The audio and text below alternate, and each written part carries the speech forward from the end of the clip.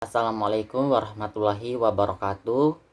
Perkenalkan, nama saya Muhammad Dwi Ramdan, NIM 20103011113.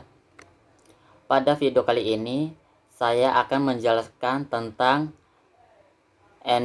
endometris. Yang pertama, pengertian endometris. Endometris merupakan gangguan yang ditandai dengan adanya jaringan endometrium di luar kavum uteri yang dapat memicu terjadinya reaksi inflamasi.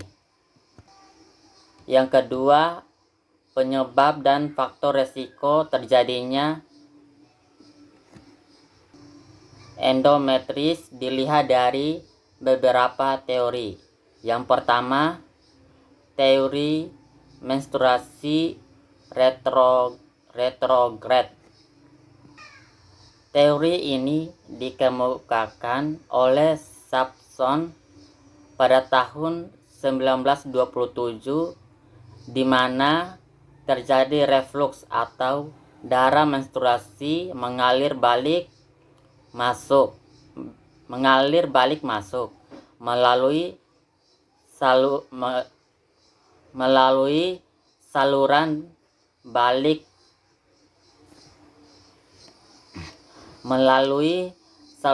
tuba ke rongga pelvis.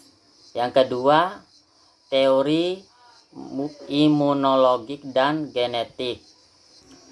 Gangguan pada imunitas terjadi pada wanita yang menderita endometriosis. Peneliti Dmowski mendapatkan adanya kegagalan dalam sistem pengumpulan dan pembuangan zat-zat sisa saat menstruasi oleh makrofag dan fungsi sel neutrofil yang menurun pada endometriosis. Yang ketiga, ada teori metaplasia yang dikemukakan oleh Robert Mayer yang menyatakan bahwa endometriosis terjadi karena rangsangan pada sel-sel epitel yang berasal dari sel epitel selomoik, pluripotent, atau sel tumor yang menempel, dapat mempertahankan hidupnya di daerah pelvis sehingga terbentuk jaringan endometriosis. Yang keempat, ada teori emboli limfatik dan vaskular. Teori ini dapat menjelaskan mekanisme terjadinya endometriosis di daerah luar pelvis. Daerah retroperitoneal memiliki banyak sirkulasi limfatik. Selanjutnya, ada tanda dan gejala. Yang pertama, nyeri pelvik.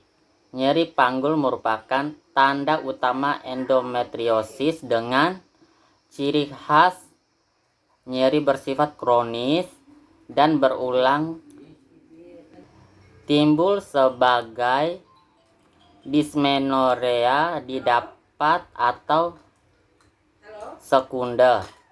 Yang kedua, ada dysmenorrhea, nyeri haid yang disebabkan oleh reaksi peradangan akibat sekresi sitokin dalam rongga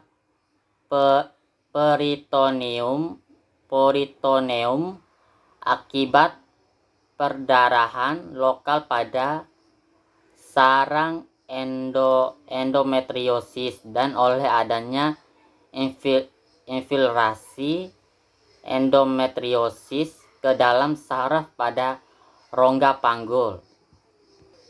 Yang ketiga ada dispareunia, merupakan keadaan nyeri yang terjadi pada saat berhubungan seksualiti.